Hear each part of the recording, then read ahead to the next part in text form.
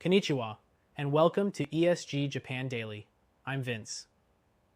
Today's top story is one of the notable developments in Japan's energy policy landscape, the release of the Energy White Paper 2024, officially published by the Ministry of Economy, Trade, and Industry. The report outlines the evolving dynamics of Japan's energy security, economic growth, and decarbonization strategy. And the message is clear. Decarbonized power sources are no longer optional. They are now central to Japan's economic competitiveness and future prosperity. The white paper opens with a statement of Japan's vulnerability. As of fiscal year 2023, Japan's energy self-sufficiency rate stands at just 15.3%, the lowest among G7 nations. With continued geopolitical volatility stemming from the war in Ukraine and rising tensions in the Middle East, the country faces significant risks related to fossil fuel imports.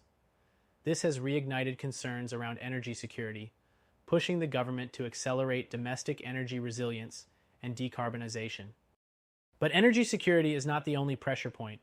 Japan is now also facing surging electricity demand, driven by two forces: digital transformation and green transformation, or DX and GX.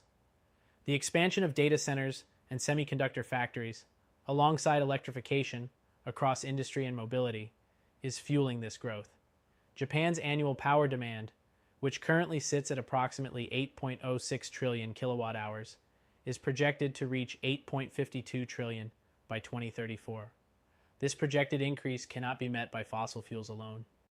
To meet this rising demand sustainably, Japan must significantly scale up decarbonized energy sources, and fast.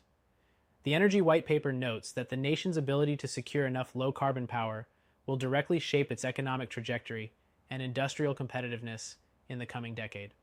On the emissions front, there are signs of progress.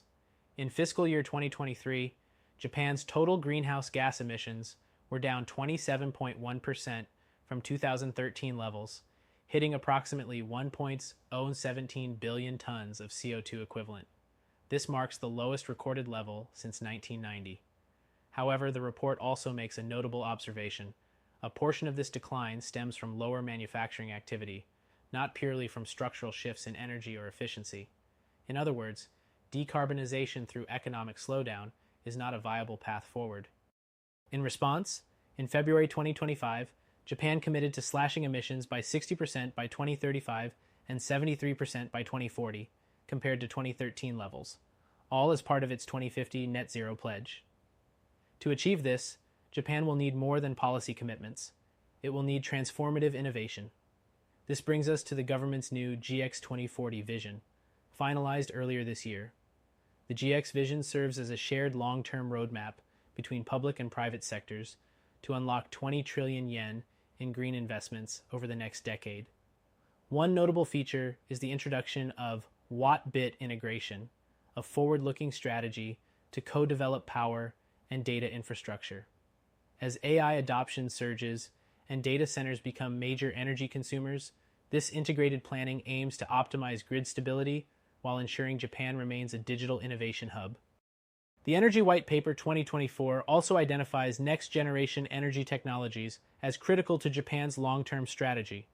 Among them, photonic electronic fusion systems, perovskite solar cells, floating offshore wind farms, advanced geothermal, next-gen nuclear reactors, and hydrogen innovation. The white paper states that accelerating R&D, pilot deployment, and cross-border collaboration will be key to commercializing these solutions before 2040. But there's another message included in this report. Decarbonization is no longer just about compliance. It's about building the future economy. Countries that get the energy question right will lead in semiconductors, AI, manufacturing, and more.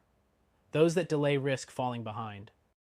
And now, to end today's episode, here's our Reason Q insight of the day. Carbon neutrality is not a finish line. It's a design challenge. The question is no longer can we. It's how fast, how fair, and how smart. That's it for ESG Japan Daily. Subscribe for more insights, and don't forget to share today's episode with colleagues who care about the future of energy and economy. See you tomorrow.